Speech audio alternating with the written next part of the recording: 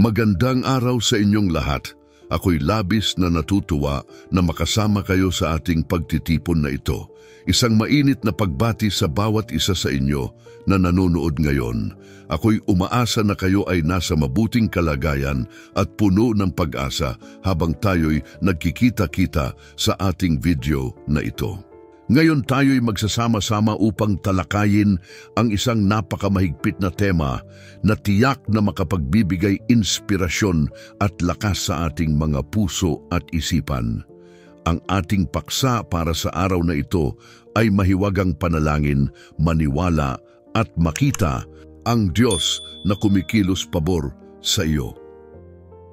Sa mga salitang ito, hinahangad natin na mas maunawaan ang kahalagahan ng panalangin sa ating buhay at kung paano ito nagiging daan upang maranasan natin ang makapangyarihang presensya ng Diyos sa ating mga araw-araw na hamon. Sa buhay, tiyak na marami tayong mga pagsubok at mga pagkakataong tayo'y nahaharap sa mga sitwasyon na tila wala tayong makitang solusyon. Ngunit, sa kabila ng lahat ng ito, nariyan ang Diyos na handang makinig at makinig sa ating mga panalangin. Ang panalangin ay hindi lamang isang simpleng ritual.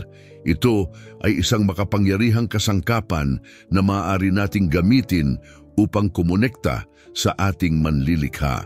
Sa pamamagitan ng ating pananampalataya, masusubukan natin ang limitasyon ng ating mga problema at mas makikita ang mga pagkakataon na ang Diyos ay kumikilos sa ating pabor. Ngunit paano nga ba natin maipapakita ang ating pananampalataya sa Diyos sa pamamagitan ng panalangin? Ano ang mga hakbang na maaari nating gawin upang mas maramdaman ang kanyang presensya sa ating buhay? Sa mga susunod na bahagi ng ating video, at tatalakayin natin ang iba't ibang aspeto ng panalangin mula sa simpleng paghingi ng tulong hanggang sa mas malalim na pagninilay-nilay sa ating relasyon sa Diyos. Pagsasama-samahin natin ang ating mga karanasan at mga kwento ng mga biyayang natamo sa pamamagitan ng panalangin upang tayo'y magsilbing inspirasyon sa isa't isa. Kaya't inaanyayahan ko kayong huwag mag-atubiling magkomento sa ibaba. Anong mga karanasan ang mayroon kayo sa panalangin? Mayroon bang mga pagkakataon na naramdaman ninyong talagang kumilos ang Diyos sa inyong buhay? Ang inyong mga kwento ay mahalaga at makatutulong sa mga taong maaaring nasa gitna ng kanilang mga pagsubok. Ibahagi natin ang ating pananampalataya at hikayatin ang isa't isa na mas lalong maniwala sa kapangyarihan ng panalangin. At habang tayo'y nag-uusap tungkol dito, huwag kalimutang mag-subscribe sa ating channel. Sa pamamagitan ng inyong pagsuporta, mas marami tayong maabot na mga tao at maipadama ang pagmamahal ng Diyos sa kanila. Ang bawat subscribe, bawat like, at bawat share ay isang hakbang patungo sa pagkalat ng mga mensahe ng pag-asa at pananampalataya. Maghanda na kayong sumama sa akin sa paglalakbay na ito ng panalangin. Sa mga susunod na bahagi ng ating video, titingnan natin ang mga benepisyo ng panalangin sa ating kalusugan, emosyonal na estado at higit sa lahat sa ating spiritual na buhay. Isang magandang araw ang naghihintay sa atin at umaasa akong sama-sama tayong matututo at lumago sa ating pananampalataya. Kaya't tara na, simulan na natin ang ating talakayan. Maging bukas ang ating mga puso at isipan sa mga mensahe ng Diyos na nais niyang iparating sa atin. Huwag kalimutang maghanda ng inyong mga tanong at komento dahil ang bawat isa sa atin ay may mahalagang papel sa ating komunidad. Malugod akong umaasa na ang ating pag-uusap ay magiging daan upang mas mapalalim ang ating relasyon sa Diyos at makilala pa siya ng mas mabuti. Sa Mateo 21:22, binibigyang diin ang kapangyarihan ng panalangin na sinamahan ng tunay na pagtitiwala at pananampalataya sa Diyos. Ang talatang ito ay nagsasaad, "At ang lahat ng bagay na inyong hihilingin sa panalangin na may pagtitiwala ay matatanggap ninyo." Dito, Makikita natin na ang panalangin ay hindi lamang simpleng paghingi ng tulong o mga bagay na nais natin, kundi isang aktibidad na nagsasangkot ng ating puso at isipan sa Diyos. Ang pagtitiwala sa Kanya ay ang susi upang maranasan ang mga himala at biyayang hinahangad natin. Ang tunay na pananampalataya ay nagmumula sa pagkilala sa kapangyarihan ng Diyos at sa Kanyang kakayahang kumilos sa ating mga buhay. Kapag tayo ay nananalangin, dapat tayong pumasok sa panalangin na may puso na nagtitiwala na ang Diyos ay nakikinig at Siya ay may kakayahang magbigay ng sagot sa ating mga panalangin. Sa ating pagninilay, mahalaga na tanungin ang ating sarili, ano ang mga bagay na aking ipinapanalangin? Ako ba ay nananalig na ang Diyos ay makikinig at kikilos? Sa bawat tanong na ito, dapat nating muling suriin ang ating mga puso at umusad sa tamang landas ng pananampalataya. Maraming pagkakataon sa ating buhay na tayo ay dumaranas ng pagsubok at mga hamon. Sa mga sandaling ito, ang ating panalangin ay nagiging mas mahalaga. Ang pagkakaroon ng pagtitiwala sa Diyos ay nagbibigay sa atin ng lakas at tapang upang harapin ang anumang pagsubok. Ang mga himalang nais natin ay kadalasang nakasalalay hindi lamang sa ating mga hiling, kundi sa ating kakayahang maniwala na ang Diyos ay nasa ating tabi. Ang panalangin ay nagiging daan upang makuha natin ang Kanyang mga biyaya at pag-asa. Kahit sa gitna ng mga pagsubok, madalas tayong nababalot ng takot at pangamba sa mga bagay na hindi natin nauunawaan. Subalit, sa pamamagitan ng panalangin na may pagtitiwala, natututuhan nating ipagkatiwala ang mga alalahanin na ito sa Diyos. Ang mga pagkakataon na tayo ay nag-aalinlangan o naguguluhan ay mga pagkakataon din upang mas mapalalim ang ating relasyon sa Kanya. Ang panalangin ay nagsisilbing tulay sa ating puso at sa Kanyang mga pangako. Sa bawat panalangin, tayo ay hinihimok na magtiwala na Siya ay kumikilos kahit na hindi natin ito agad nakikita. Sa mga nakaraang karanasan, maraming tao ang nakakaranas ng mga himala na tila hindi posible. Ang mga kwentong ito ay nagbibigay inspirasyon sa atin na huwag mawalan ng pag-asa. Ang mga himalang ito ay nagmumula sa mga panalangin na sinamahan ng malalim na pagtitiwala. Kapag tayo ay nananalangin, ang ating pananampalataya ay lumalakas at ang ating mga puso ay nagiging bukas sa mga paraan ng Diyos na kumilos. Ang mga himala ay hindi palaging ayon sa ating mga inaasahan, subalit ang mahalaga ay ang pagsisikhay na maniwala at magtiwala. Sa ating paglalakbay sa pananampalataya, dapat nating alalahanin na ang Diyos ay hindi nagkukulang sa Kanyang mga pangako. Sa bawat panalangin na ating ipinapadala sa Kanya, mayroong kasamang pag-asa at pananampalataya na Siya ay kumikilos pabor sa atin. Ang mga bagay na ating hinihiling ay maaaring hindi agad matanggap, ngunit ang ating pagtitiwala ay nagiging dahilan upang makilala natin ang Kanyang presensya sa ating buhay. Ang pagtitiwala ay nagiging kasangkapan upang tayo ay makakita ng mga biyayang hindi natin inaasahan. Kaya naman, sa bawat pagkakataon na tayo ay nananalangin, isama natin ang ating mga puso sa pagtitiwala. Ipagkatiwala natin ang ating mga pangarap, pag-asa at alalahanin sa Diyos. Ang Kanyang mga kamay ay handang kumilos para sa atin, basta tayo ay mananalig at magtiwala sa Kanya ng buong puso. Ang mga himalang nais natin ay nagiging posible sa pamamagitan ng ating pananampalataya at pagtitiwala sa Kanya. Ang panalangin ay isang makapangyarihang kasangkapan na ginagamit ng bawat mananampalataya upang makipag-ugnayan sa Diyos. Sa ating pagninilay sa tema ng mahiwagang panalangin, maniwala at makita ang Diyos na kumikilos pabor sa iyo, mahalagang balikan ang mga salitang nakatala sa Filipos chapter 4:6-7 na nagsasabing, Huwag kayong mabalisa sa anumang bagay, kundi sa lahat ng mga bagay, sa pamamagitan ng panalangin at pagsusumamo na may pagpapasalamat ay ipaalam ninyo ang inyong mga kahilingan sa Diyos. At ang kapayapaan ng Diyos na higit sa lahat ng kaalaman ay mag-iingat ng inyong mga puso at isipan kay Kristo Jesus. Sa ating buhay, marami tayong dinaranas na pagsubok at alalahanin. Minsan, tila napakabigat ng mga pasanin na ating dala. Ang mga ito ba'y nagiging hadlang sa ating pagtitiwala at pananampalataya? Sa Filipos 4:6, tayo ay inaanyayahan na ilapit ang lahat ng ating mga alalahanin sa Diyos. Ang panalangin sa ganitong konteksto ay hindi lamang isang simpleng aktibidad. Ito ay isang tawag upang ihandog ang ating mga pagdaramdam at takot sa Diyos, na siyang nakakaalam ng ating mga pangangailangan. Minsan, nakakaligtaan nating ipagdasal ang mga maliliit na bagay sapagkat iniisip natin na ang mga ito ay hindi mahalaga. Ngunit sa katotohanan, ang lahat ng bagay ay mahalaga sa Diyos. Ang kanyang pag-ibig at malasakit ay umaabot sa bawat aspeto ng ating buhay.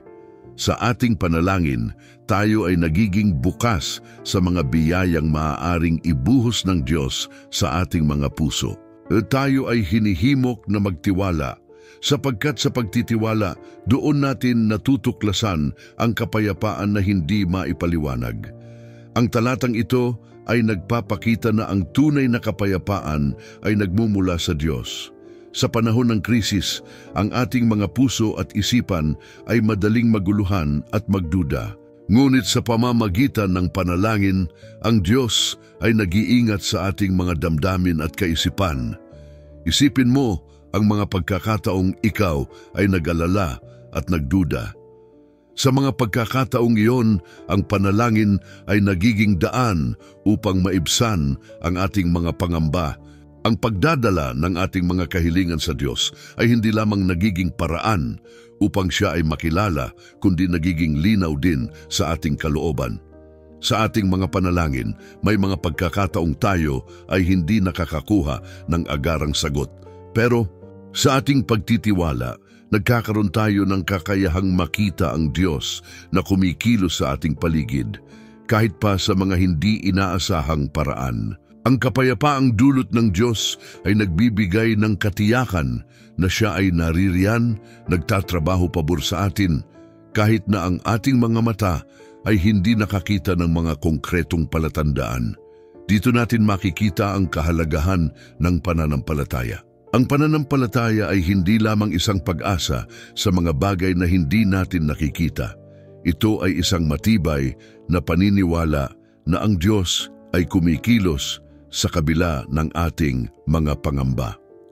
Sa mga pagkakataon ng pagsubok, ang ating pananampalataya ay nagbibigay sa atin ng lakas upang magpatuloy. Nagiging inspirasyon ito upang muling bumangon at lumaban dahil alam natin na ang Diyos ay kasama natin sa ating paglalakbay. Kapag tayo ay nagdasal at nagtiwala, ang kapayapaang ito ay umaabot sa ating mga puso, nagiging dahilan upang tayo ay makapagpatuloy sa ating mga gawain. Ang kapayapaang ito ay nagbibigay liwanag sa ating landas at nagiging gabay sa ating mga desisyon.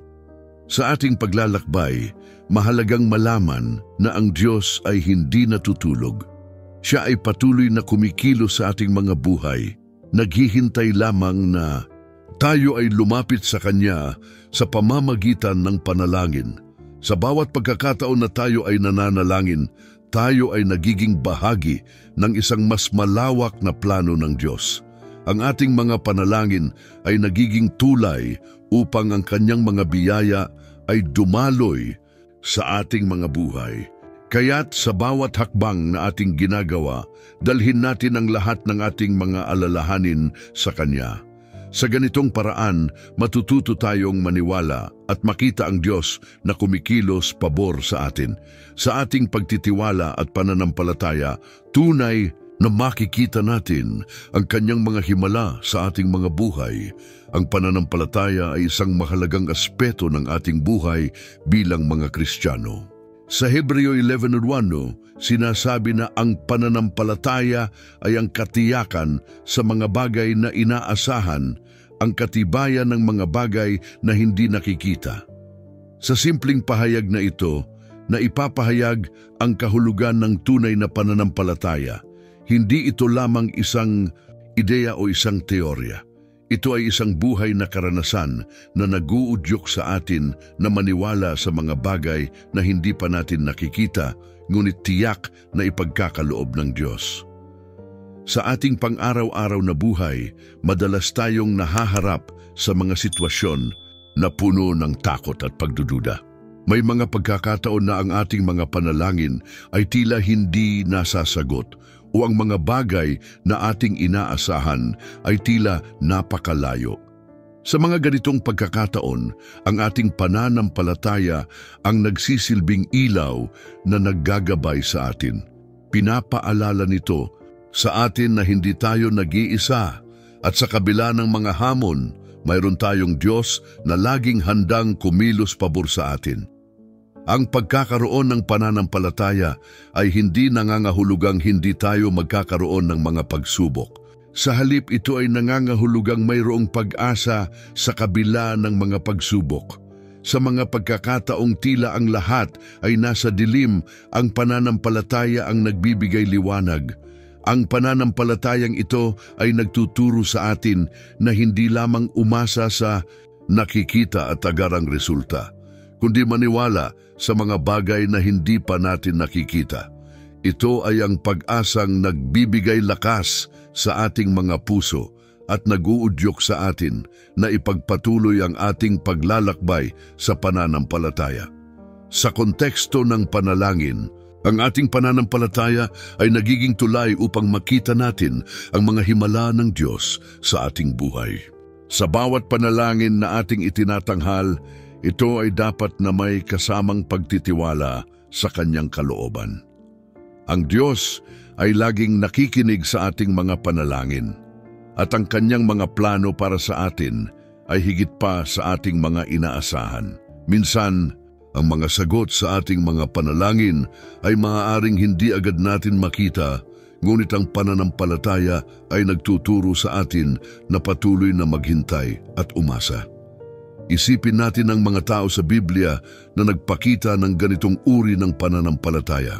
Si Abraham, halimbawa, ay tinawag na ama ng pananampalataya dahil sa kanyang pagtitiwala sa Diyos kahit na wala siyang nakikitang ebidensya ng pangako ng Diyos. Sa kabila ng kanyang edad at ng tila imposibleng sitwasyon, siya ay naniwala na ang Diyos ay tapat sa kanyang mga pangako. Ang kanyang pananampalataya ay nagbukas ng pinto para sa mga biyayang hindi lamang para sa kanya, kundi para sa buong sangkatauhan. Sa ating mga panalangin, dapat nating ipagpatuloy ang pagsasabuhay ng pananampalataya na ito. Ipinapakita ng Hebreo 11:1 na ang pananampalataya ay hindi lamang isang emosyon, kundi isang aktibong pagtitiwala. Sa bawat pagkakataon na tayo ay nananalangin, dapat tayong magpakatatag at maniwala na ang Diyos ay kumikilos sa ating mga buhay kahit na hindi natin ito nakikita. Ang pananampalataya ay nagiging daan upang makita natin ang kanyang mga gawa at pagkilos pabor sa atin. Sa mga pagkakataong tayo ay natatakot o naguguluhan, mahalaga na tayo ay bumalik sa salitang ito. Ang ating pananampalataya ay dapat maging matatag sa mga pangako ng Diyos. Sa bawat pagsubok, huwag tayong mawalan ng pag-asa. Ang Diyos ay tapat at ang kanyang mga plano ay laging nakatuon sa ating kabutihan. Sa huli, ang pananampalataya ay hindi lamang tungkol sa pagtanggap ng mga biyaya o himala, kundi ito rin ay tungkol sa ating relasyon sa Diyos. Habang tayo ay nananalangin at nagtitiwala sa Kanya, tayo ay nagiging malapit sa Kanya at natututo tayong umasa sa Kanyang mga pangako. Sa susunod na pagkakataon na tayo ay manalangin, dalhin natin ang ating mga alalahanin, pangarap at pag-asa sa Diyos na may buong tiwala na Siya ay kumikilos pabor sa atin. Sa patuloy na pagninilay sa mga prinsipyong ito, tayo ay inaanyayahan na manalangin. O Diyos na makapangyarihan sa lahat, sa oras na ito, kami ay lumalapit sa iyo na may pusong puno ng pananampalataya at pag-asa. Sa bawat hakbang na aming tinatahak, kami ay nagtitiwala sa iyong mga pangako at sa iyong walang hangang kabutihan. Sa mga pagkakataong kami ay nahaharap sa mga pagsubok at hamon, tulungan mo kaming makita ang iyong mga galaw sa aming mga buhay.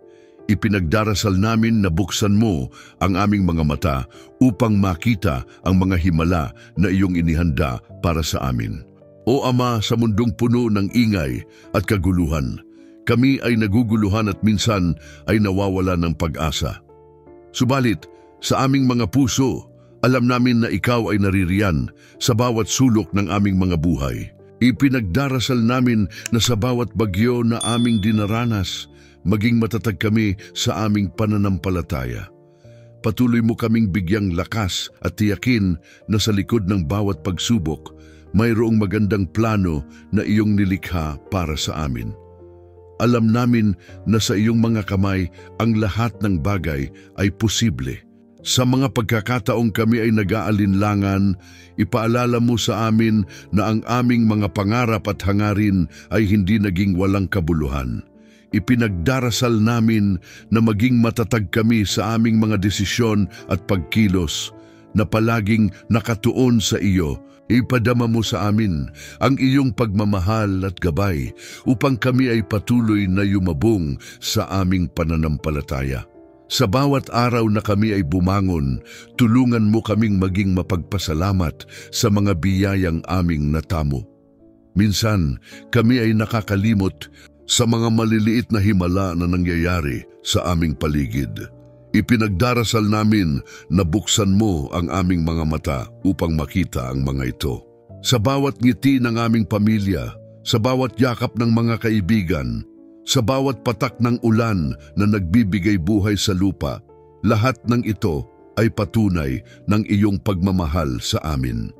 O Diyos, sa panahon ng aming mga pangangailangan, kami ay lumalapit sa iyo.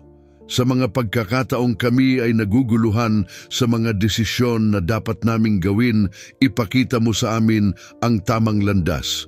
Sa bawat katanungan na bumabalot sa aming isipan, bigyan mo kami ng karunungan upang makagawa ng tamang mga hakbang. Huwag mo sanang hayaan na kami ay maligaw.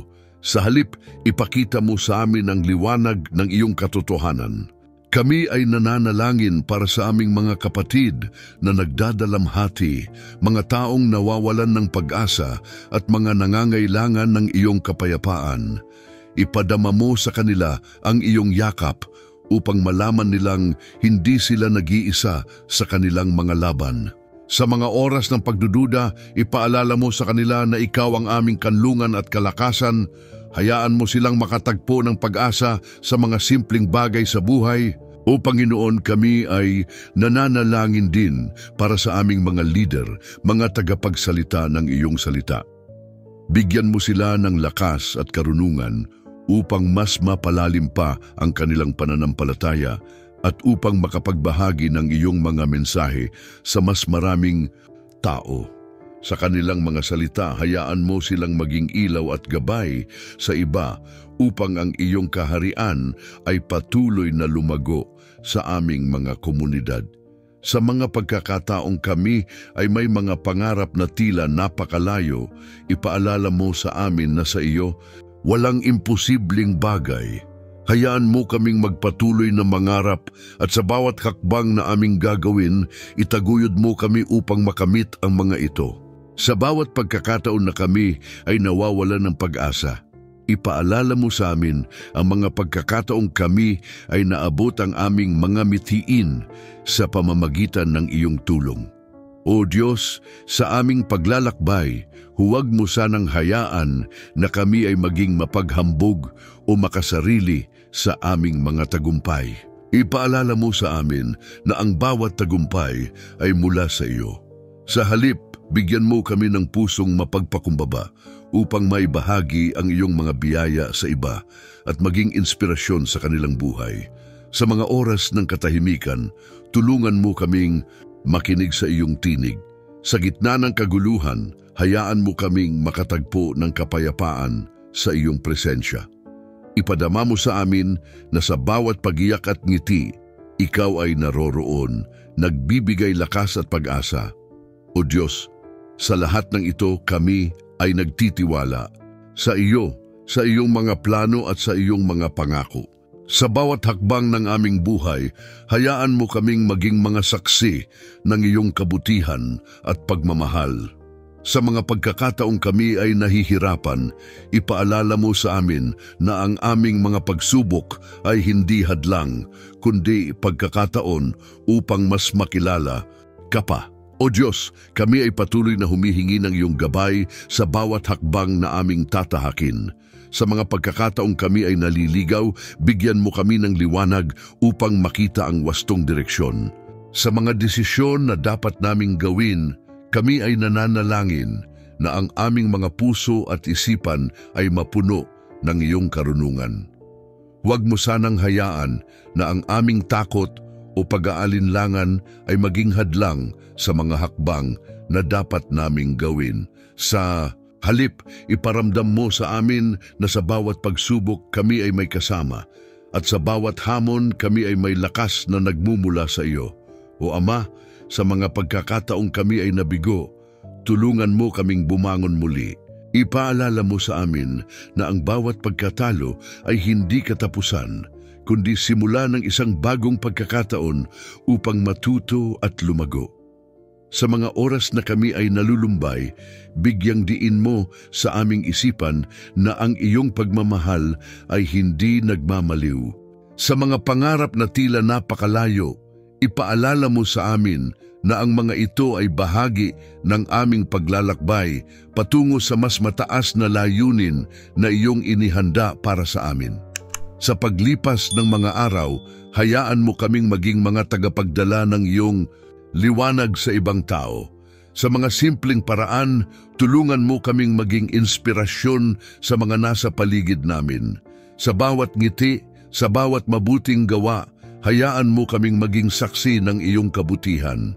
Sa mga pagkakataong kami ay nag-aalala para sa aming kapwa, bigyan mo kami ng lakas upang kumilos at tumulong. Sa mga oras na kami ay tinatawag na maging mga kamay at paa mo, iparamdam mo sa amin ang responsibilidad na ito at tulungan mo kaming gampanan ito ng may tapat na puso. O Diyos, sa mga pagkakataong kami ay naguguluhan sa mga isyung panlipunan at mga problemang kinahaharap ng aming komunidad, bigyan mo kami ng lakas ng loob upang makilahok at gumawa ng pagbabago. Ipinapanalangin namin na ang mga lider ng aming bayan ay mapuno ng iyong karunungan at malasakit para sa kanilang nasasakupan.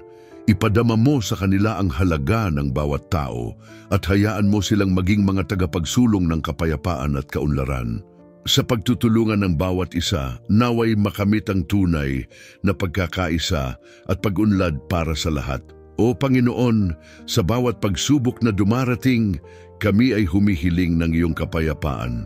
Sa mga oras ng kaguluhan at takot, kami ay lumalapit sa iyo na may tiwala na ikaw ang aming kanlungan. Ipadama mo sa amin ang iyong yakap upang malaman naming kami ay hindi nag-iisa.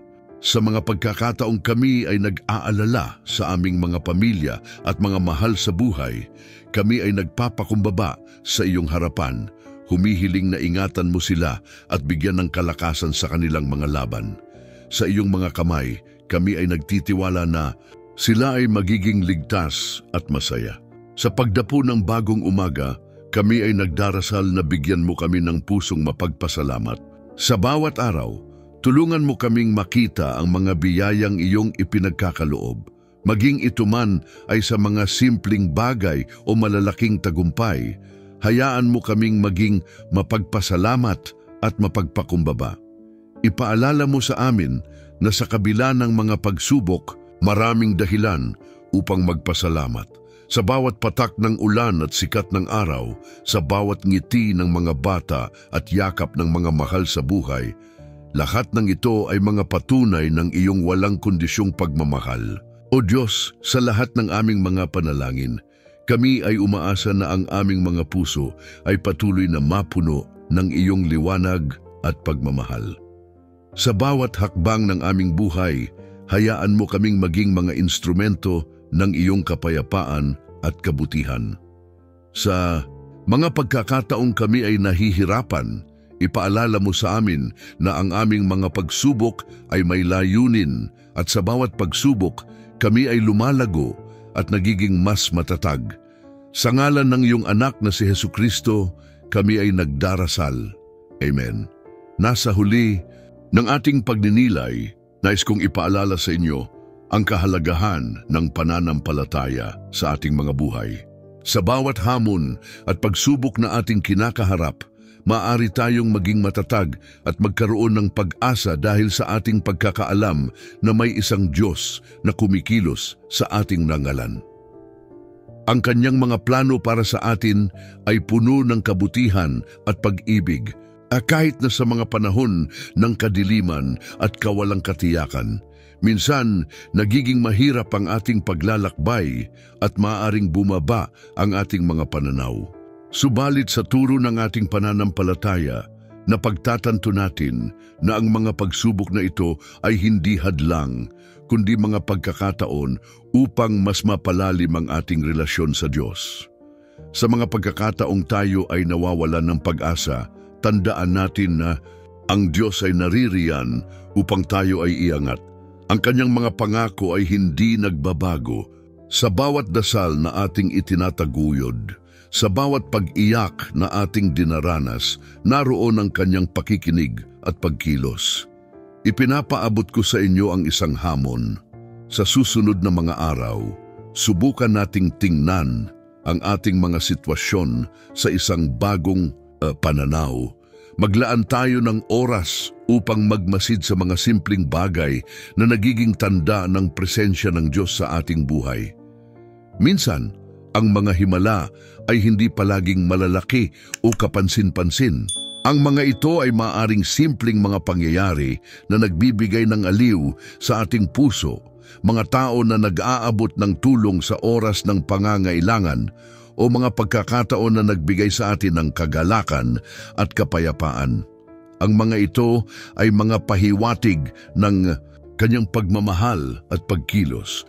Huwag nating kalimutan na sa ating mga panalangin may mga pagkakataon na ang ating mga hinihingi ay hindi agad natutugunan. Pero sa mga oras na ito tayo ay hinihimok na magpatuloy sa pananampalataya at magtiwala sa kanyang tamang panahon. Ang Diyos ay hindi nagmamadali at ang kanyang mga plano ay laging mas mataas kaysa sa ating mga inaasahan.